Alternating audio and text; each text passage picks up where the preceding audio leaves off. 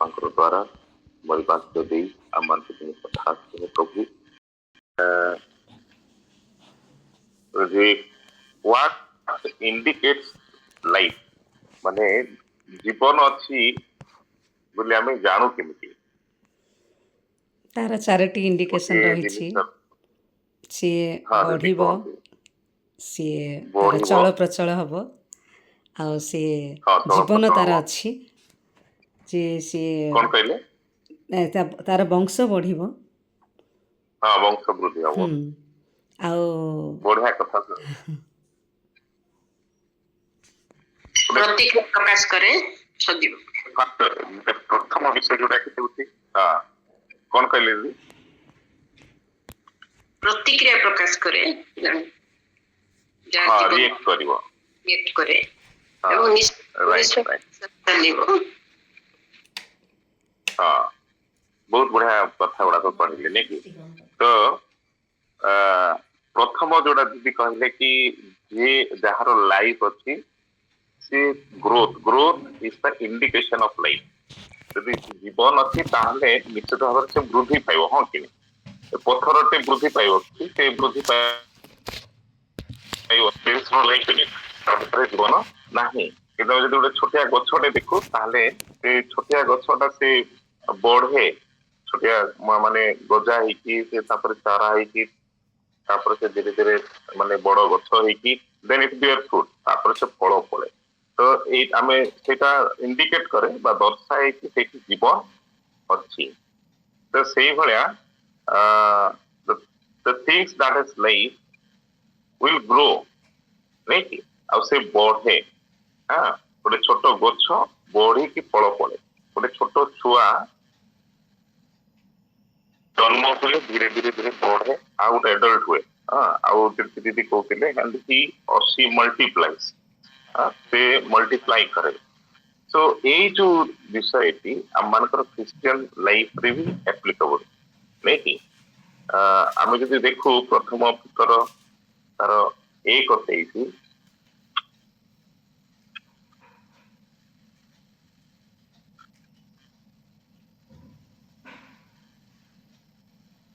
तेणु तुम्हें माने बीजरू नुह बर अक्षय बीजरू अर्थात ईश्वर जीवंत और चिरस्थायी वाक्य द्वारा पुनर्जात होइछ आमे भी मंजीरू पुनर्जात होइछु that means we are born again अर्थात वी हैव लाइफ आउ जे पुनर्जात नुह अर्थात जे विश्व को प्राणकर्ता ग्रहण करना सी जन्म ही ना अर्थात no life in that person से व्यक्ति जीवन रे जीवन ही आरंभ होनी तेणु जो जीवन वृद्धि बा विकास आम आशा करि परिबा नाही इट विल नेवर ग्रो एटा वृद्धि पाइबो नाही किंतु जदि आम ईश्वर वाक्य द्वारा अर्थात ईश्वर जो लेखा जाए जीवंत और चिरस्थायी व्यक्त द्वारा आम जो पुनर्जात अर्थात आम जो परित्राण प्राप्त क्रिश्चियन माने आमे हूँ पुनर्जात अर्थात we have life we are born again that means we have life आम जब जन्म हेतु ताहले आम मानकर जीवन जब जीवन अच्छी ताहले आम मानकर प्रथम इंडिकेशन रहबा दरकार दैट वी शुड ग्रो आमर ख्रीष्ट जीवन में आम वृद्धि पाइबा उचित आम वृद्धि पाइबार आवश्यकता रही so birth is a miracle from God तेणु ये जो जन्मटा परित्राणटा उद्धार पाइली जोटा ईश्वर संतान हवा यह हूँ ईश्वर गोटे मिराकल ईश्वर आश्चर्य कर्म आ जने कहती द ग्रेटेस्ट मिराकल आम मान जीवन रोचे आम परित्राण प्राप्त हवा आईश्वर मो जीवन आप जीवन में आम ईश्वर राज्य जन्म हो आम ईश्वर संतान हमार अधिकार पाइचु आउ but growth is our responsibility किंतु वृद्धि हूँ आम मानकर दायित्व से आम मानकर किसी दायित्व आसूची जो आम वृद्धि पाइबार आवश्यकता अच्छी मन करतु जनक घर गोटे छुआटे है आउ से छुआ जन्म है परे बापा मांकर एक्सपेक्टेशन कौन था आशा था कि मो छुआ बढ़ू अनुसार से बढ़ा कथा जो बयस जहाँ करवा कथा माने लेउटिबा समय से लेउटिबा दरकार बसवा समय से बसवा दरकार जो समय ठियाबा कथा ठियाबा दरकार जो समय चलवा कथा चलवा दरकार जो समय कथा कहवा कथा से कथा हवा दरकार ताहले बापा माँ को खुशी लगे जे अरे मो छुआटा ठीक रे वृद्धि पाउने एक्जाक्टली गोटे चाषी जदि जड़े चाषी जदि से गछ लगे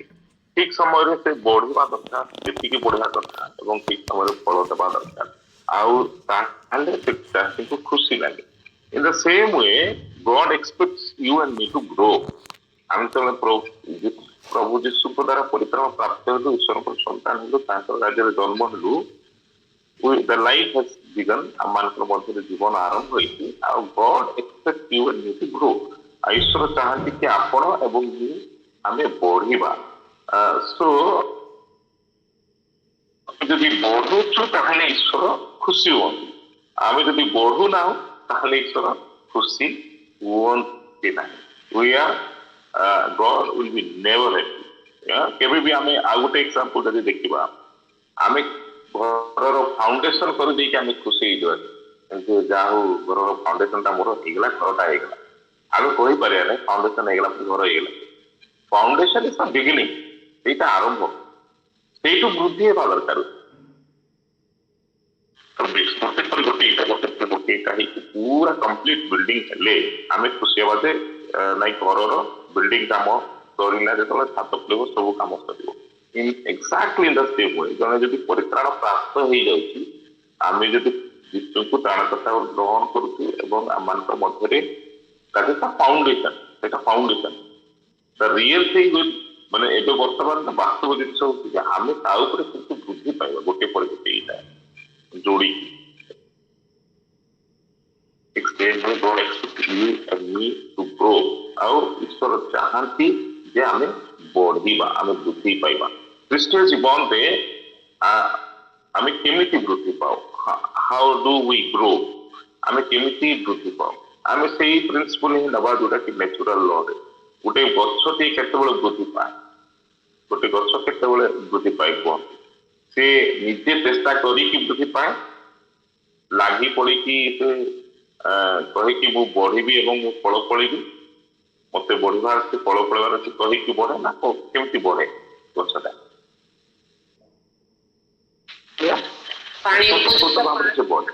ये थिबा दरकार आलू थिबा दरकार माटी और पानी एक्जेक्टली जहां ता पई दरकार सेतिकी जिनिस से जदि जोगे दिया जाए इट्स वेरी स्पॉन्टेनियस प्रोसेस गछ कोहे नहीं कि मते अरे भाई मते बढ़िबार अछि मु केमति से टेंशन होय नै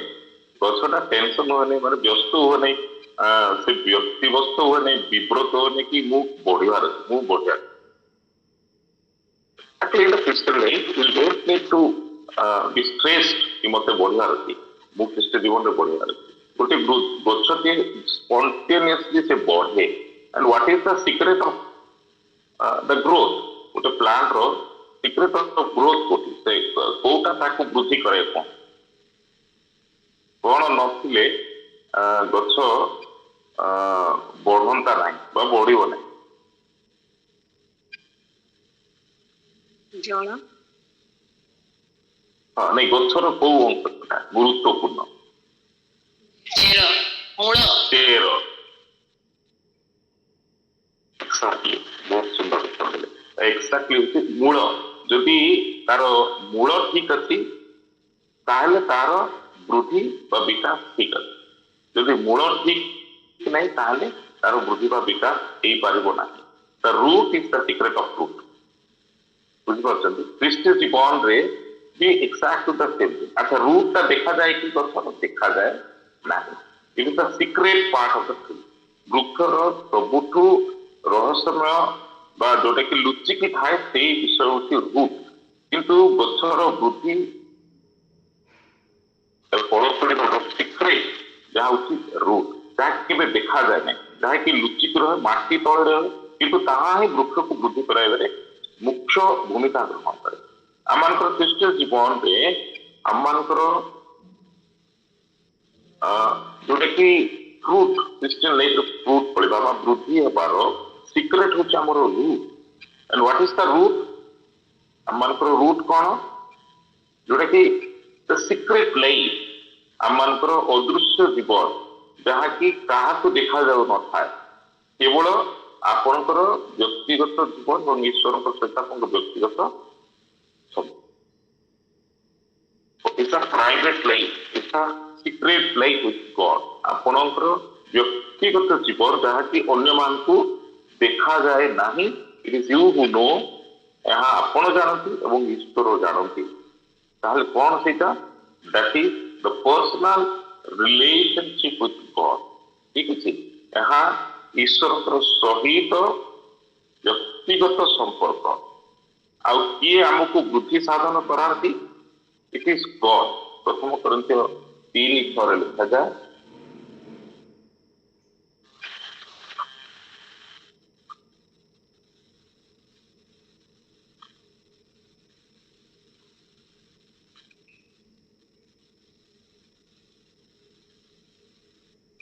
ମୁଁ ରୋପଣ କରିଅଛି ଆପୋଲୋ ଜଳସେଚନ କରିଅଛି କିନ୍ତୁ ଈଶ୍ୱର ବୁଦ୍ଧି ସାଧନ କରିଅଛନ୍ତି. It is God who जे कि बुद्धि साधन करती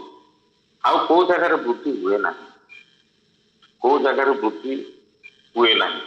इट इज गॉड यहाँ ईश्वर जे कि बुद्धि साधन कराती आउ ईश्वर फल फलांती आम देखु जौन 15 तार 4-5 यदि तुम मो ठार रुह मु तुम ठार रुहे तुम प्रचुर फल फल. So the secret is being with God. आमर क्रिस्टीय जीवन रे आम जदि वृद्धि पाइबार आवश्यकता अच्छी आने आम जब वृद्धि पाइबार अच्छी देन आम को कौन करार अच्छी कि ईश्वर सहित आम घनिष्ठ संपर्क आवश्यकता. द रूट आम व्यक्तिगत क्रिस्टीय जीवन जोटा कि देखा जाए नहीं. The is invisible life, the private life, the secret life with God, the intimate time spent secretly with God, and this is the secret of growth and fruitfulness. Amonkar व्यक्तिगत जीवन रे आमे केते घनिष्ठ ईश्वर सहित एफिसियो 3:17 देखो जे रूटेड एंड ग्राउंडेड लिखा जाए. कोलोसियो 2:7 लिखा जाए रूटेड इन क्राइस्ट. ईश्वर पर थारे आमने रूटेड हवा दरकार जो आमनकर ग्रोथ आमनकर वृद्धि हबो. किंतु आमे गोटे एमती वर्ल्ड रे बास करू गोटे ग्लैमरस वर्ल्ड रे आमे बास करू जोटी कि आउटर अपीयरेंस को बहुत गुरुत्व दिया जाए अर्थात बाहरिया विषय को. आ जने लेखन्ति कि superficiality is the curse of this. अर्थात ऊपर ठाउरिया जीवन आजिर युग पाई गोटे अभिशाप पलटिछि. We take care of the outer things. आम बाहरिया जिनिस को अधिक गुरुत्व दो आमे भितरिया जिनिस को आमे एते गुरुत्व दे न थाउ बा we do not look take care of the deeper life. हमर इनर डीपर लाइफ को गुरुत्व देवार वर्तमान तार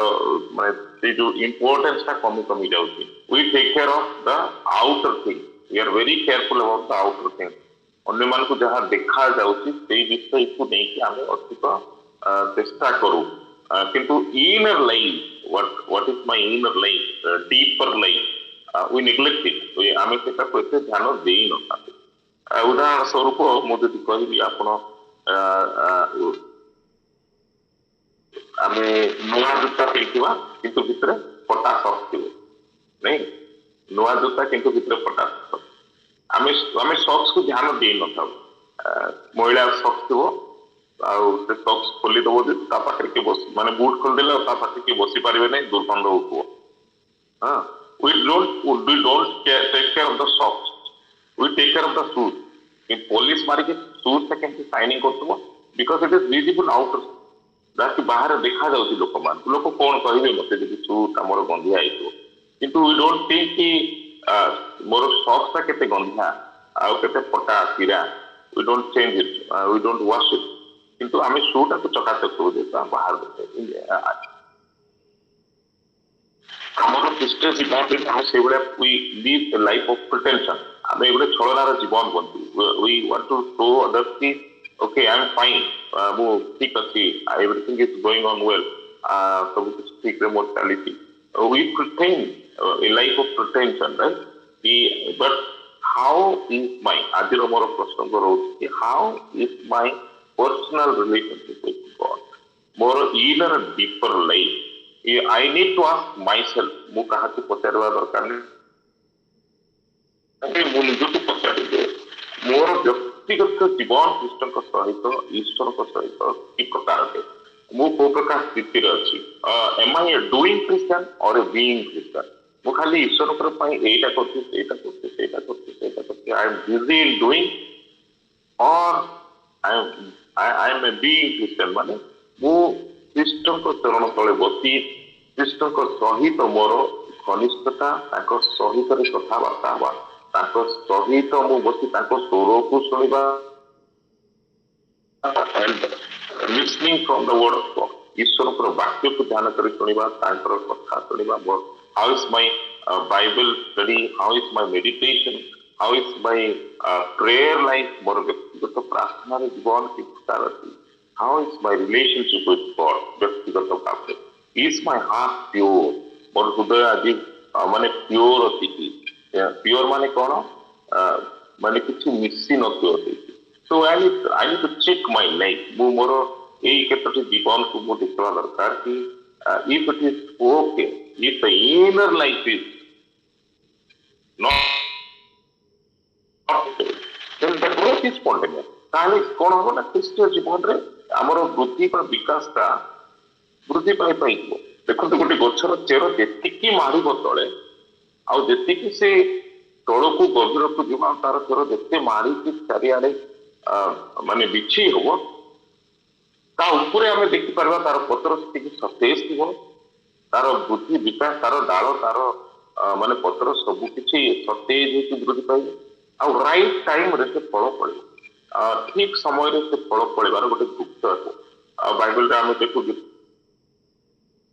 ଏ ପ୍ରକୃତରେ ଯେ ସେ ଜଳସ୍ରୋତ ନିକଟରେ ରୋପିତ ବୃକ୍ଷ ସଦୃଶ ହବ ଆଉ ସେ ଠିକ ସମୟରେ ସେ ଫଳ ଫଳିବ କିଏ ଯିଏ ଈଶ୍ୱରଙ୍କର ବ୍ୟବସ୍ଥାକୁ ଧ୍ୟାନ କରିବ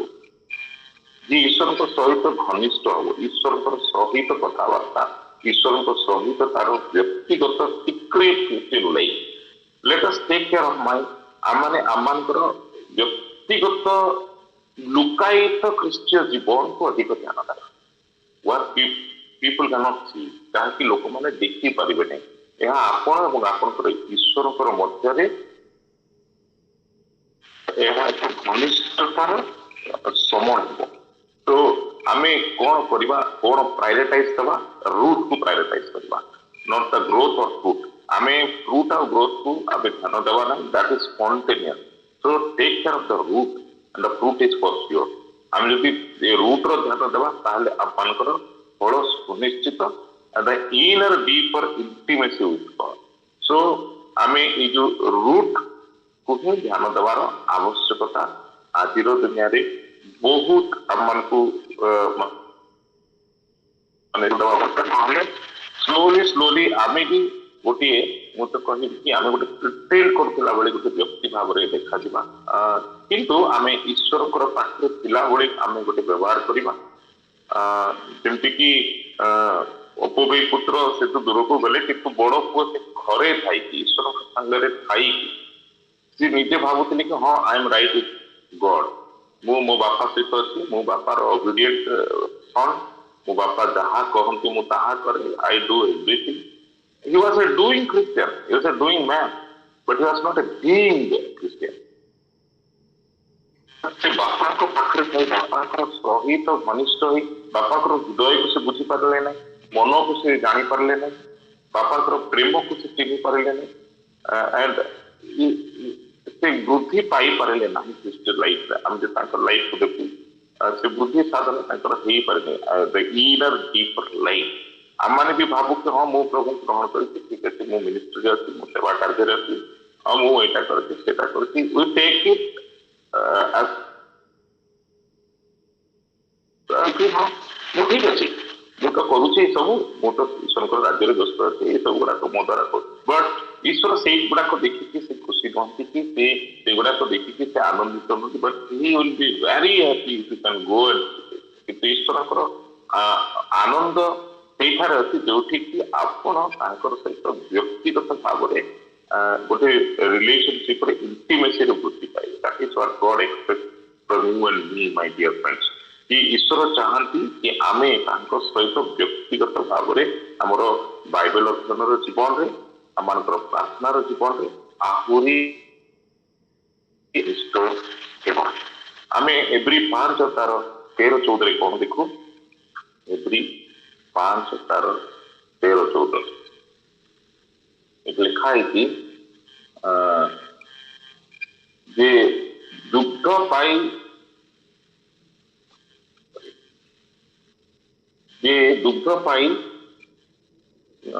से तो धार्मिकतार वाक्य विषय अभ्यस्त नुहे कारण से शिशु मात्र किंतु वयप्राप्त लोके अर्थात जो माने ज्ञानेन्द्र गुड़िक द्वारा भल मंद निरूपण करने को सक्षम से निमंते गुरुपाक खाद्य प्रयोजन ये लिखा जाउछि जे मिल्क वर्सेस मीट आमे केते दिन आउ क्षीर पी पी किवा वर्षे 2 वर्ष मैक्सिमम 3 इयर्स तापर तो आमे गरिष्ठ खाद्य खाइबा दरकार am I a Christian who has been feeding जे कि अन्य मानकर द्वारा ए पर्यंत माने मु खाउची ये जो वाक्य प्रस्तुत के आके प्रचार करना आ से बात तो मु यूट्यूब रे वाक्य सुनली एठी सुनली से बस I am satisfied with the spoon feeding मु रोसई करी के आइबी आपन जदी खोइबी आपन खाली खाउची ईश्वर ताहा आशा करती नाही ईश्वर आपन ईश्वर चाहती कि आपन निजे खांतु निजे रोसई करंतु ना निजे परिश्रम करंतु निजे रोसई करी आपण निजे काटंतु बाटंतु छेचंतु आपण निजे घाटंतु निजे प्रस्तुत करंतु खाद्य निजर स्वाद अनुसार आ निजे आपण खांतु आपण कोन खाइबे बोले खाइते कि जे आपण बय प्राप्त लोक भली आपण कोन करंतु गुरुपाक how long we Christians will be drinking milk एटा से कहउछथि जे आमे शिशु थिला बेले ठीक अछि आमे क्षीर पिउथुलो चलिबो किंतु नाउ यू शुड ग्रो ना इस आमे परित्राण प्राप्त है कि 10 वर्ष 15 वर्ष 20 वर्ष हो गला तथापि आमे खाऊ ना कौन खाऊ ना वरिष्ठ खाद्य किंतु हमरो ग्रोथ हो हाउ विल ग्रो आमे गोटे 15-20 वर्ष छुआ भी खाली से जदी क्षीर ही पीबो तार सारा विकास नहीं हो पारिबो नाही गोटे शिशु के क्षीर पीला ठीक है तार किसी समय पाए God expects you and me to eat meat आमे माने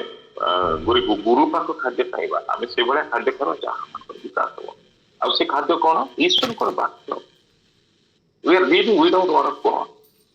आमे यदि ईश्वर कर वाक्य खाइबा नाही अर्थात we will not give into it यदि व्यक्तिगत भाव रे बसी की वो सेट पाए I am passionately speaking this my मोर प्रिय बड़ भाई भौणी मान कि हम गोटे जेनेरेशन कुछ बोलो जेनेरेशन संपादना जो कि आउ इनर डीपर लाइफ ईश्वर पर गभीर सत्यता अन्वेषण करिवार जो स्पृहा आग्रह आउ से परिश्रम धीरे धीरे धीरे लोप पाइबा जाउछ ये माने आमे गोटे जेनेरेशन प्रकार एक जेनेरेशन हवा जो माने कि ईश्वर वाक्य सहित अधिक समय आम मैंने स्पेंड करवा reading not only word of God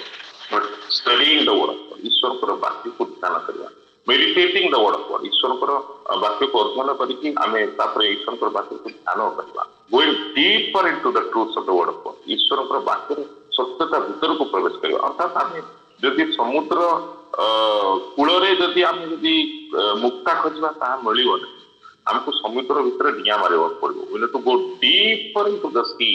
समुद्र गभीरतम अंश को आम कूल खाली से मला शामुका गोटे खुशी हम ना but we need to go deep into the sea ईश्वर ताहा इच्छा करती आम मान को ଗୋଟେ inner deeper relationship with God, ଈଶ୍ୱରଙ୍କ ସହିତ ଗୋଟେ ଗଭୀର ସମ୍ପର୍କ। ସେଟା ମାନେ ଈଶ୍ୱରଙ୍କ ଠାରୁ ଈଶ୍ୱର ଚାହାନ୍ତି to grow in it, gradually ଆମେ ସେଇ କ୍ଷେତ୍ରରେ ବୃଦ୍ଧି ପାଇବା ଦରକାର। ମୁଁ ଥରେ ଥିଲି ପ୍ରକାର ସମୟ ଭିତରେ, ଗଡ୍ ଡଜଣ୍ଟ ୱାଣ୍ଟ ୟୋର ହିଷ୍ଟ୍ରି, ଇତିହାସକୁ ଯାଆନ୍ତି ଆଜି କି କଥା। ହଁ, ମୁଁ ଗୋଟେ ସମୟରେ ଥିଲି, ବହୁତ ପ୍ରାର୍ଥନା କରୁଥିଲି, ବହୁତ ଈଶ୍ୱରଙ୍କର ବାକ୍ୟ ପଢୁଥିଲି, ଆଜି ପୁରା ବ୍ୟସ୍ତ ହେଇଗଲି ଈଶ୍ୱରଙ୍କର କାର୍ଯ୍ୟରେ। ଈଶ୍ୱର ଚାହାନ୍ତିନି, ଈଶ୍ୱର ଚାହାନ୍ତି